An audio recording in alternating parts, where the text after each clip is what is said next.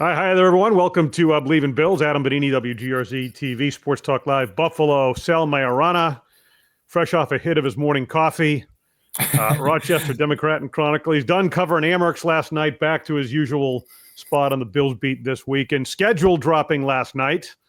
Yes. So, it's been dropping since Monday, but right. That's the NFL having to be in the news every single minute of every day. God forbid they could just drop it like they used to at 4:00 in the afternoon on some random day. No, they've become for a long time expert at getting like maximum viewership and return on things that are interesting most of the time, not very interesting some of the time. Well, the funny thing is, some people absolutely love the way the schedule comes out. All the rumors, the leaks, it just makes for an exciting day. Whereas you and me and the rest of the media, well, some of the media likes it too, I got to admit. A few guys love this, but the majority of us just want the schedule so we know where we're going in the fall. What weekends we're going to be home, which ones we're going to be away. That's all I really care about. But some people love the drip, drip, drip of 3 days of it. I don't. Just let it drop and, let's get to it. All right, I got it pulled up in front of me right now, and you can't get past week one. Prime time, Sunday Night Football, the divisional playoff rematch with the Baltimore Ravens. And that begins a trend early in the season in terms of these primetime games, Sal.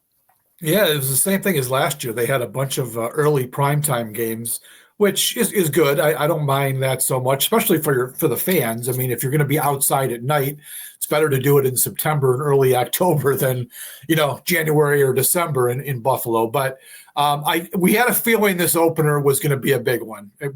Sunday, even with all the rumors about Josh Allen being on the stupid Today Show and this and that, it always felt like the Bills, once they were not going to be in that Brazil game, for instance, on Friday night, and we knew they weren't playing the Eagles opening night. Sunday Night Football looked like the play. Now, a lot of people thought it'd be the Bengals. I thought that would be an interesting way to start, but I also had the Ravens in the back of my head for this, Adam. So I kind of actually had this feeling it was going to be one of those two. Ravens are an obvious opponent here. I mean, rematch of the playoff game last year, the back-to-back MVP quarterbacks. I mean, Sunday Night Football couldn't have had a better start with this game. No question about it. And again, total of 5 prime times at this point, 5. Anyway, they could be flexed into other options, of course, later on. But 4 of the first 6 at home, that's certainly noteworthy. But for the first 5. For the first 5, actually. Yeah. And it's noteworthy, Sal, but it's terrain this team has traveled successfly before, I guess is my point. Yeah, well, this schedule, Adam, I think the Bills have got to be thrilled with it. Yeah. All of us with this regard, no holiday games. Nobody wants to work on the holidays.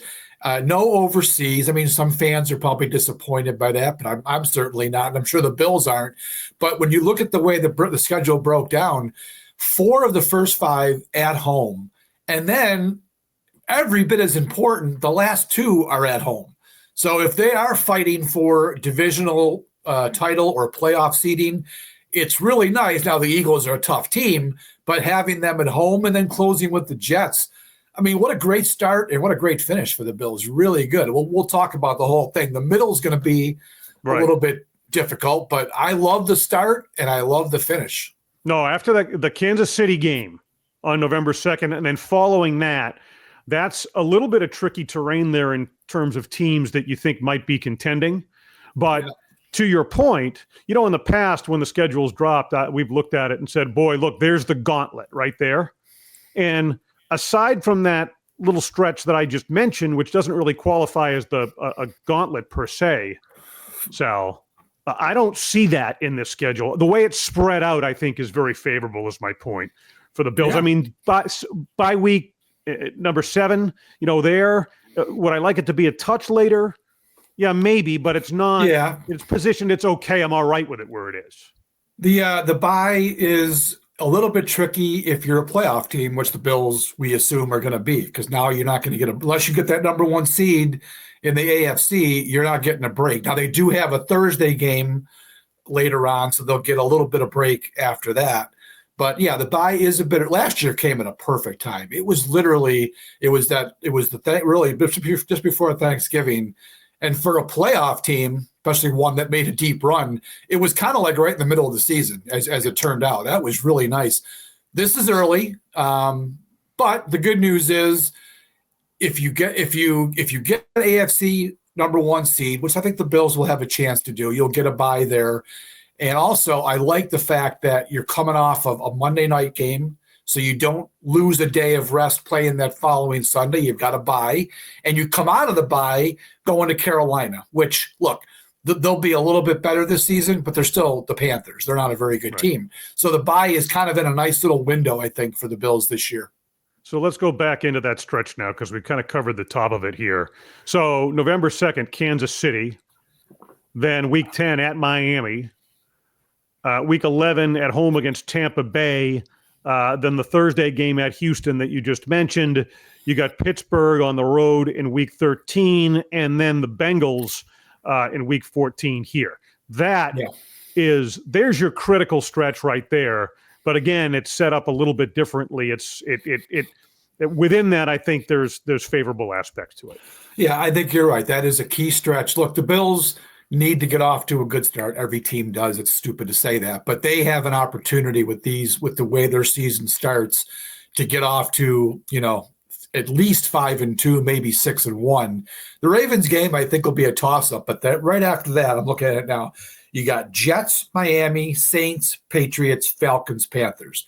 The Bills are going to be favored in every one of those games. Right. Yeah, that would be, if you lose Baltimore, say, that would be reeling off a 6-game winning streak, but the Bills could certainly do that. So if you get through that first stretch before that Chiefs game, say you're 6-1, you set yourself up very nicely, and then you can go into that 5-game gauntlet where you've got Kansas City, Tampa, Houston, Pittsburgh were all playoff teams last year, and 3 of those games are on the road. So that'll be a tricky stretch for the Bills. I would we'll see on the Patriots. I think they're going to be much better than maybe people think. I think they're going to be Buffalo's main challenge in the division. That's after Cincinnati, so that could be a 6-game stretch, and that's on the road too. So that's good. So it could be 6 games where they have to, really play well to do something. But hey, they're good enough to handle that stretch. And as I said, if they get off to that great start and then you finish 2 at home, that's a pretty good spot for the Bills to be in. You finish 2 at home and you're at Cleveland week 16 just before. Right, you got that one too. So that could be. Now that Eagles game, look, I mean, it's at home, but it's going to be one of the hardest games of the year. I mean, unless, and I doubt this will be the case, the Eagles have everything wrapped up by week 17, because that's probably not going to happen. I think Dallas is going to be better. The Commanders are good. So I don't think they're going to have everything wrapped up by then, but that'll be a tough game for the Bills. Not a game they can't win, though. All right, so to kind of wrap this up, then that's a good kind of, in-depth breakdown in terms of the dynamics and how this all plays out and how it all fits together. I think it's among maybe the 10 easiest schedules, and I don't pay much attention to these rankings because so much happens once things start, injuries and everything else, obviously, and everyone knows that. But there are it does speak to the point that there are very favorable aspects to the way this thing lays out. And travel miles, especially without the international game, Sal, significantly down. So when you look at, wear and tear factors, again, every one of these, the NFL, it's a grind, it's a tough season, but I think this sets up extraordinarily well for Buffalo. And I see them as, another 12 or 13 win team. Out of this. I had to do my game by game analysis last night, and they want me to make a pick, which is so stupid at this time of year to be picking these games. Who knows? But I had them winning 12. I had them going 12-5, and that's very reasonable. Maybe they could win 13 in this schedule. It's not as difficult as last year's schedule, and they won 13 games last year. If you do it by win projections, which is really, of all the ways you could look at a schedule, that seems to be the best one as opposed to, team records from last year. That's, there's no way that you can really get a good judge. In that metric, the Bills have the 10th easiest schedule. By win projections, they have the 5th easiest schedule. So that's a good thing. Last year, I think they had the 10th hardest schedule by win projections before the year. So, right there, that tells you, even with all the things that have happened in the offseason everywhere in the league, the odds makers and the guys who do this believe that the Bills have the 5th easiest schedule by their metric. So that's good. I love the fact that they've got one game outside the Eastern time zone. Coaches love that because coaches with schedules. The 2 Thursdays, not great. You'd rather it was 2 Mondays as opposed to 2 Thursdays because that Thursday game's a pain in the ass for everyone involved, and coaches and players hate it. But they got to play 2 of those. As you said, very short travel this year. I love it. I looked at the schedule, Adam. I got 4 flights that I have to make this year because I always drive to Patriots, Jets, and now I can drive to Browns and Steelers. So I've only got to worry about 4, airport disasters, which I major in, of course, as you know. So that's favorable. I liked that part of it. And, the overseas thing, there was a lot of rumor about the Bills possibly playing the Steelers in Ireland. And yeah, that would have been cool. I mean, I'm not going to be a total curmudgeon and say, because I've never been to Ireland. I've been to England several times and Scotland. Ireland would have been cool, but quite frankly, it's a long way to go for a football game. So I'm not going to be shedding tears about not going to Ireland this year. And I'm certainly glad I'm not going to Brazil or these other stupid places the NFL is playing in. So I'm good with. I love this schedule this year. You know what? Well, here I don't mean for this to qualify as like media whining, okay? Because I know how meaningful, but I know how meaningful those games are to fans, obviously. Yeah. And I'll never forget rolling on the media bus into Tottenham last year and looking at the mafia coming up the sidewalks in London and kind of the neighborhoody area where that stadium is located. And so I think it's terrific. The whole international movement, like what's going on is great, but from strictly a media perspective, what you just said, whether it's, Ireland, the UK, wherever, I've covered games and with the Sabres and Scandinavia and all of that stuff. To me in the past, it's been more frustrating anyway, because I want to get out and do the sightseeing and everything, but you wind up on the TV side, you got, report after report after report after report. So it's like you're there, but you can't enjoy what it is. And then you load the travel on top of it. Fan perspective, completely different. I really enjoyed my 2 trips to London, 2015, and then it was 23 that we were there, and I brought my wife in 23. So I loved it. London's great because you're speaking English, which is very favorable. It's a great trip. It is. It's a long, grueling trip. Especially in 23, because I only went over there for 3 days. I got there Friday morning, left Monday morning, at least the time before I was there for the whole week.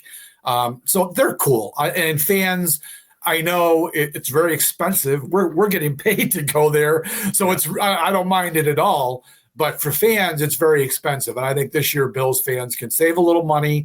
And the nice thing too, Adam, this is the AFC's year to have 9 home games. So, the teams that are hosting games over there are, I think, pretty much all AFC teams.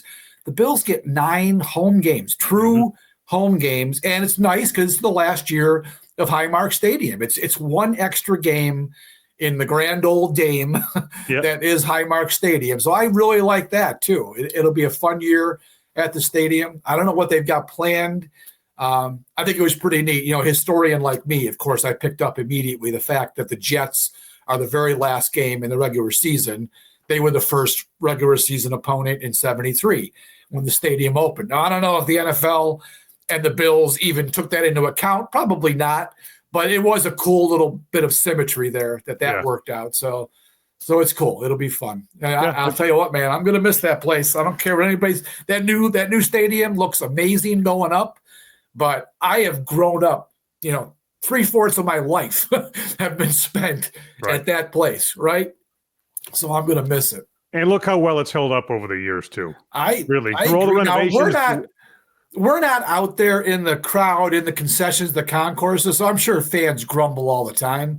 But from a pure viewing standpoint, I'm sorry, Adam, there are not there are very few better stadiums to watch. If you're just there to watch a football game, there are very few that are that good. Sight lines and being close to the field. It's a great place for a game. Yep.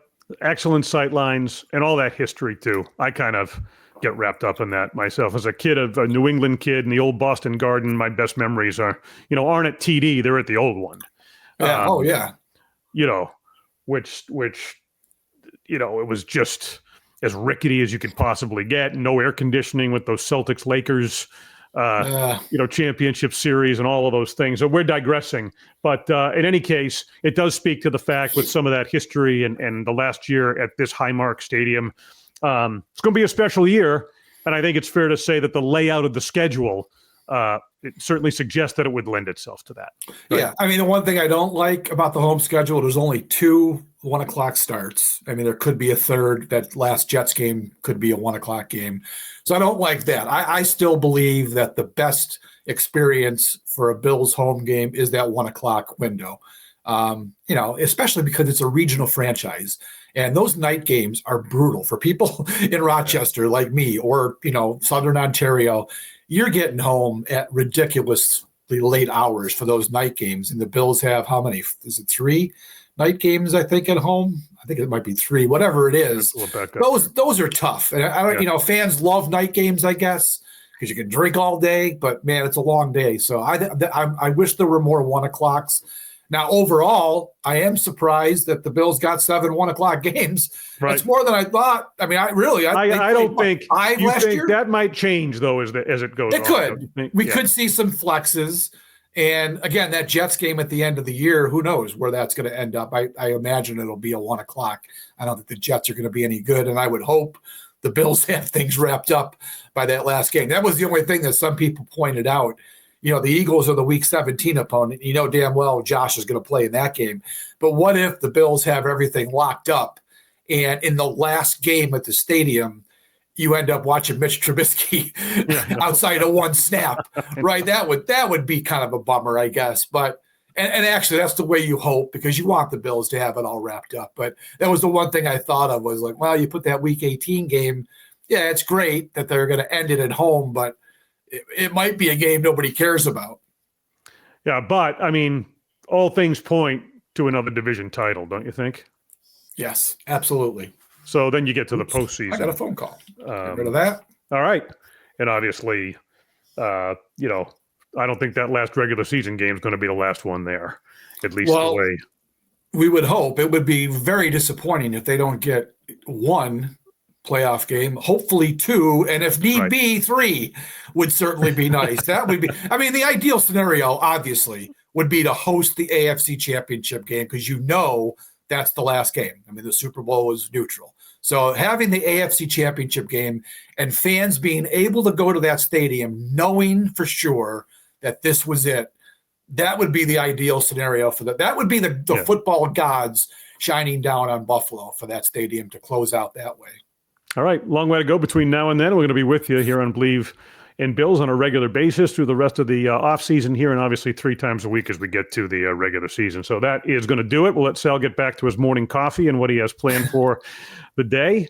Sal Maiorana. I might sleep today, Adam. I might just sleep today after yesterday. That's right. Hockey reporter / football reporter.